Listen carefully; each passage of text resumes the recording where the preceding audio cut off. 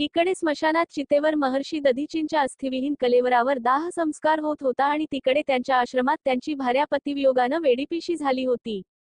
दुःखवेग सहन न झाल्यानं शेवटी तिनं आपल्या आश्रमातील पिंपळाच्या झाडातील ढोलीत आपल्या 3 वर्षांच्या चिमुरड्याला ठेवून दिलं आणि ती पतीच्या चितेवर बसून सती गेली. अशा प्रकारे महर्षी दधीची यांच्यासोबतच त्यांच्या पत्नीनेही देवांच्या लढाईत आपलं बलिदान दिलं.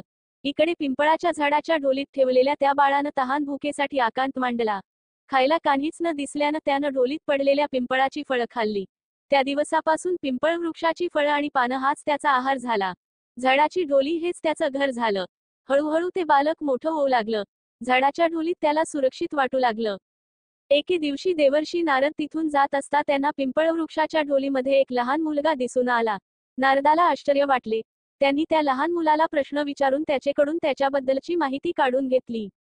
नारद, हे बालका, तू कोण आहेस? बालक, मलाही ते माहीत नाही. मला तेच जाणून घ्यायचं आहे.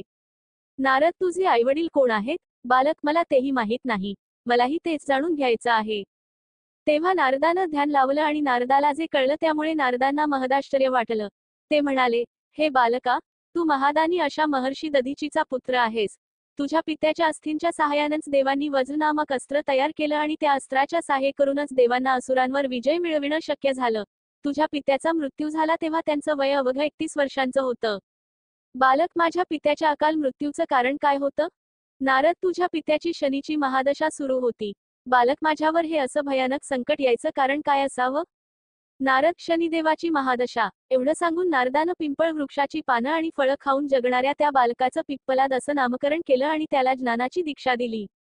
नारद निघून गेल्यानंतर बालक पिप्पलादनं नारदानं सांगितल्याप्रमाणे ब्रह्मदेवाची घोर तपश्चर्या करून त्यांना प्रसन्न करून घेतलं. ब्रह्मदेवानं पिप्पलादाला वर मागायला सांगितलं तेव्हा पिप्पलादनं, मी ज्याच्याकडे पाहीन ते त्याच क्षणी भस्म होऊन जावं, असा वर मागितला. ब्रह्मदेवानं तथास्तु म्हणून पिप्पलादाला तसा वर दिला. हा वर मिळाल्याबरोबर पिप्पलादनं सर्वप्रथम शनिदेवांना आवाहन केलं. त्याबरोबर शनिदेव प्रगट झाले. शनिदेव समोर येताच पिप्पलादनं आपली नजर त्यांच्यावर रोखली. त्याबरोबर शनीच्या अंगाचा प्रचंड दाह होऊन त्यांचं शरीर जळू लागलं.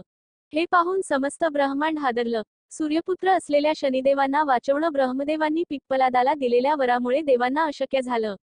प्रत्यक्ष सूर्यदेवही आपल्या मुलाचं शरीर आपल्या नजरेसमोर जळताना पाहून ब्रह्मदेवाला त्याच्या प्राणांची भीक मागू लागले. शेवटी स्वयं ब्रह्म्यानं पिप्पलादाला त्यानं शनिदेवांना सोडून द्यावं अशी विनंती केली. पण पिप्पलादानं ती विनंती धुडकावून लावली. शेवटी ब्रह्मदेवानं पिप्पलादाला एका ऐवजी 2 वरदान देण्याचं कबूल केलं. मग मात्र पिप्पलादाला आनंद झाला आणि त्यानं ब्रह्मदेवाची विनंती मान्य केली. पिप्पलादानं ब्रह्मदेवाला 2 वर मागितले.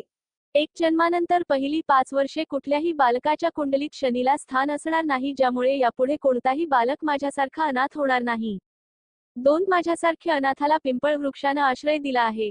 म्हणून जी व्यक्ती सूर्योदयापूर्वी पिंपळ वृक्षाला जलार्पण करील त्या व्यक्तीवर शनीच्या महादशेचा कुठलाही प्रभाव पडणार नाही. तथास्तु म्हणत ब्रह्मदेव तिथून गुप्त झाले. तेव्हा पिप्पलादनं आगीत जळणाऱ्या शनिदेवाच्या पायांवर आपल्या ब्रह्मदंडानं आघात करून त्यांना शापामुक्त केलं.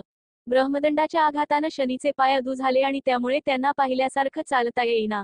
म्हणून तेव्हापासूनच शनी, शनै चरती यहा शनैश्चर, अर्थात जो हळूहळू चालतो त्याला शनैश्वर म्हटल्या जाते. आणि आगीमध्ये अंग भाजल्यानं शनीची काया काळी ठिक्कर पडली. शनीची मूर्ती काळी का आहे आणि पिंपळ वृक्षाची पूजा का केली जाते याचं रहस्य वरील कथेत दडलेलं आहे. पुढे पिप्पलादनं प्रश्नोपनिषदाची रचना केली. आजही हे उपनिषद ज्ञानाचं कधीही न संपणारं भांडार म्हणवल्या जातं.